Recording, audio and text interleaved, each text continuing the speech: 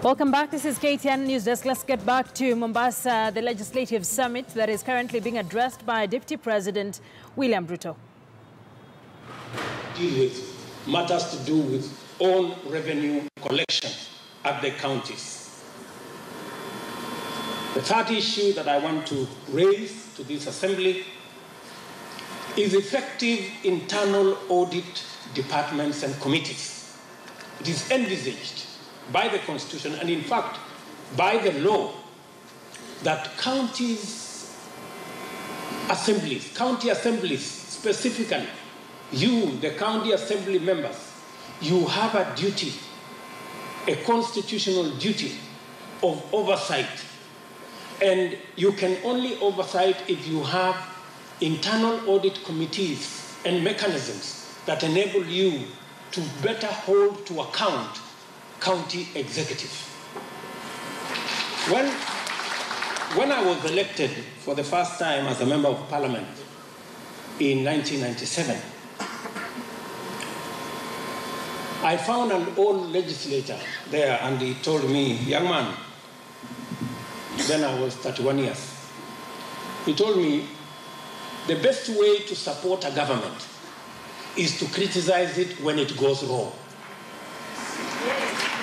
Right? So, I know many county assemblies here, the county executive could be your friends. They could belong to the same party as you. But, let me give you a word of advice.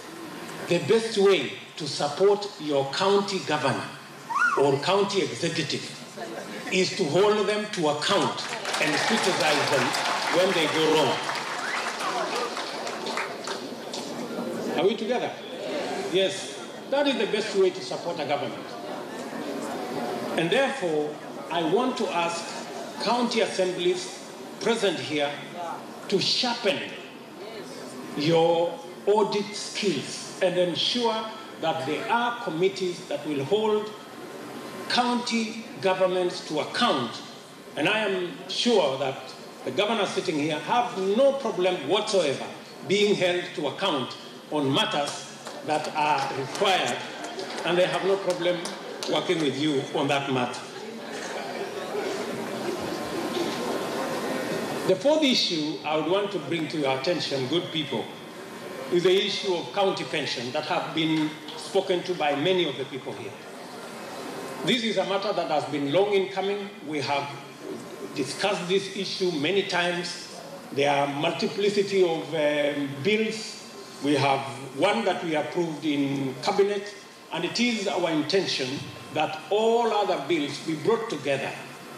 And with the input of county governments and county assemblies, we have no problem, whatever is fashioned, because as we talk today, 35 billion Kenya shillings is at risk because there is no formal mechanism of how this county pension money will be taken care of. We have a multiplicity of agencies, and we want a convergence of all the bodies, LAP Fund, LAP Trust, and all of them, be put together under one roof. And I'm sure Senate will prosecute that matter. And on the undertaking of the leader of majority and minority here, that matter should be brought to a good conclusion in weeks, if not months.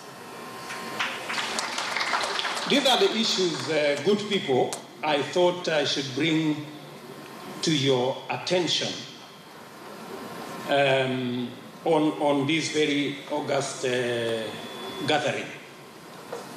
Let me say two final things. Number one, I want to persuade you, because that is the spirit and letter of the Constitution, that county governments and counties are required by the Constitution to implement national policies. You are aware, the Big Four that speaks to matters of food production and nutrition to ensure that we eliminate the shame of hunger, matters to do with manufacturing, value addition, agro-processing, that will create more jobs for the many young people that continue to disturb you in your homes, matters to do with housing, and of course, universal health coverage. It is our belief that because the Constitution mandates counties to implement national programs and policies, that every county will drill down to the ward the implementation of the Big Four.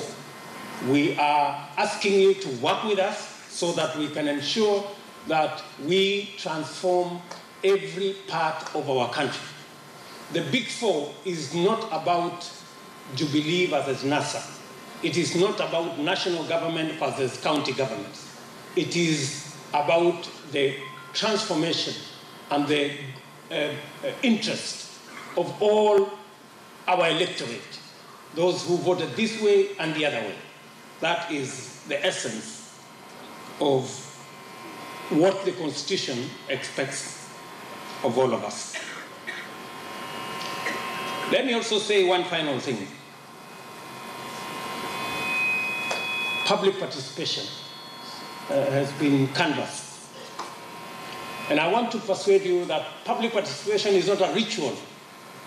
In fact, it is the essence of democratic participation and gives ownership of the Kenyan public to what we do, matters development and progress.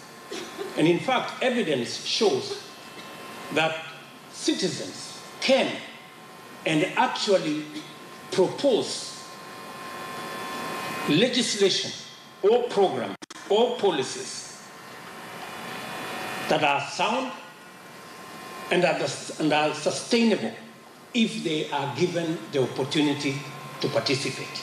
And therefore, county assemblies should robustly provide for public participation so that the people can enrich our thoughts, our policies, our ideas, and our programs for the benefit of the entirety of our nation. The last one issue I want to mention that was mentioned very passionately here by a lady who spoke about gender matters. You know, we have a bill in the House on matters to do with a 2/3 gender rule. And I want to persuade this assembly that there is value in us providing for a mechanism where the energy, the talent, the expertise of all of us are harnessed for the development of our country. And therefore, I want to persuade both the National Assembly and the Senate, represented here by these very good people, that it is our expectation, and we will do everything possible to ensure that there is an innovative way of ensuring that we achieve that 2/3 gender rule and ensure that we take our country to the future. I had Senator Kipchumba Murkomen here speak to the issue of car grant and the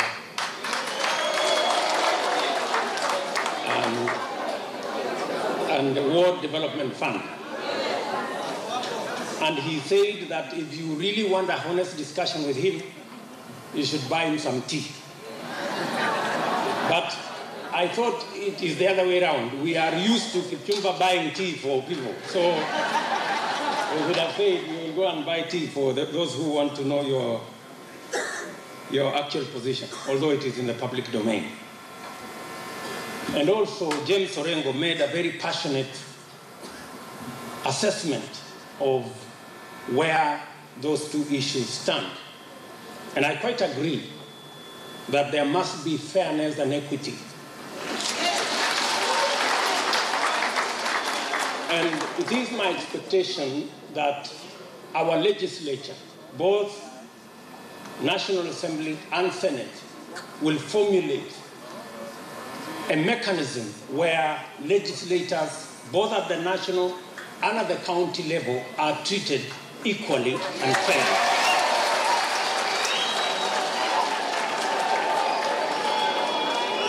And when they finally,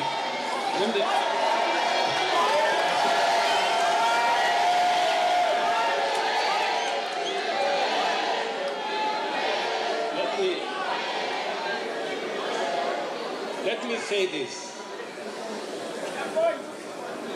When there is finally an agreement between the legislature, that is between the National Assembly and Senate, when that agreement finally is fashioned, we will do our part as the National Executive.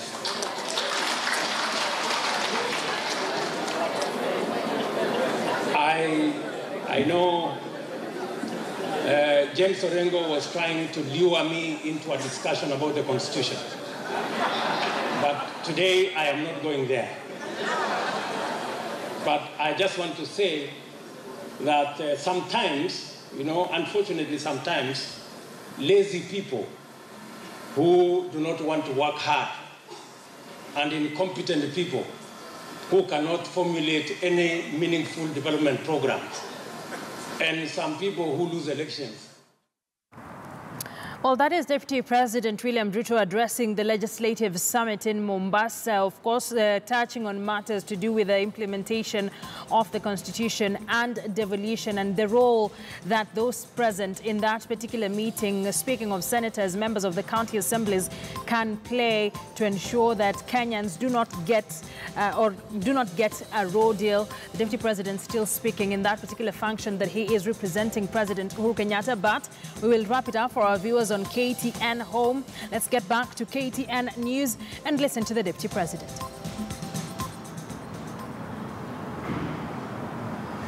That is all I am saying. That once we go to that discussion, we have to be honest, we have to be sincere, because this country does not belong only to us, the politicians. It belongs to 45 million Kenyans. So let me say to this August gathering, I'm very happy to be part of this assembly. And as I said, and I mean it, it represents the single largest assembly of legislators elected by the people of Kenya. Thank you very much, and God bless you.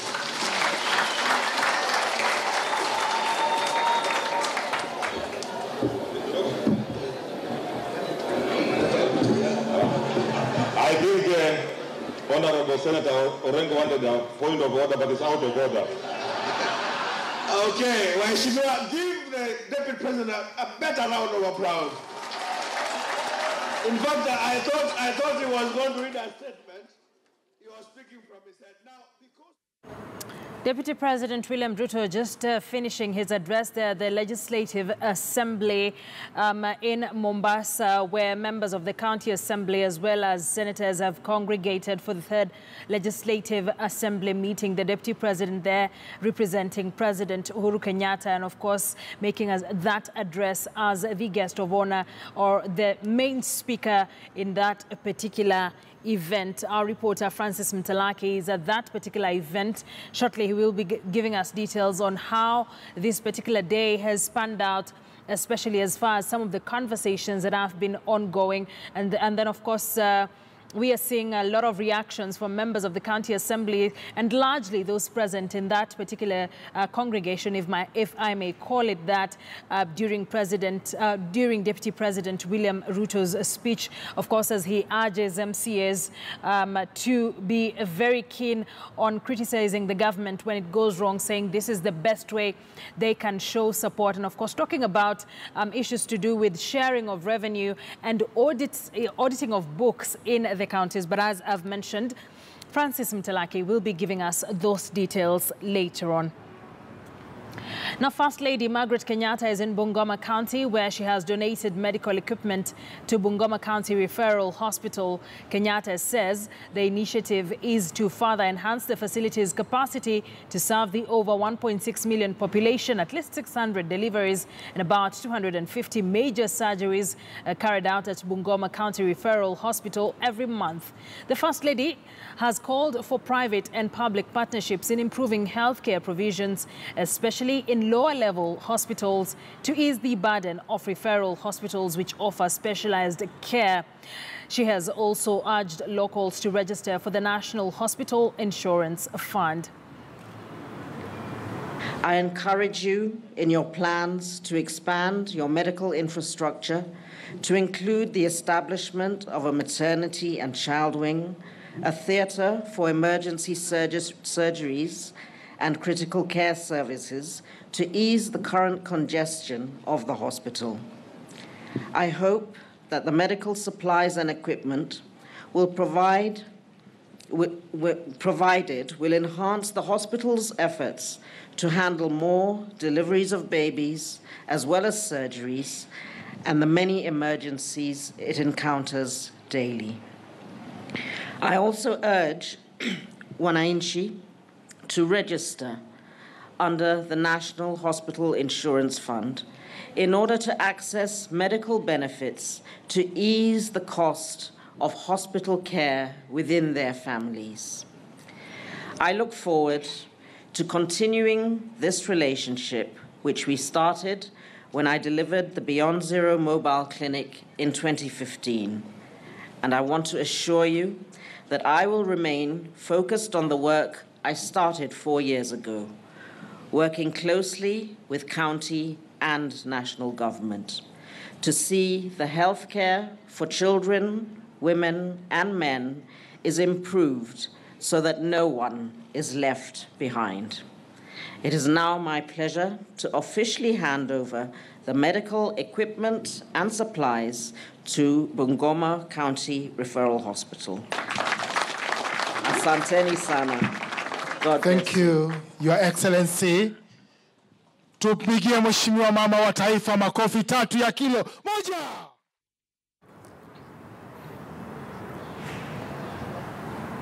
Well, our Western Region reporter Willie Lusige will be shortly giving us details of what are this medical equipment and what will this mean for the Bungoma Referral Hospital. But for now, let's take a quick break. Don't go too far.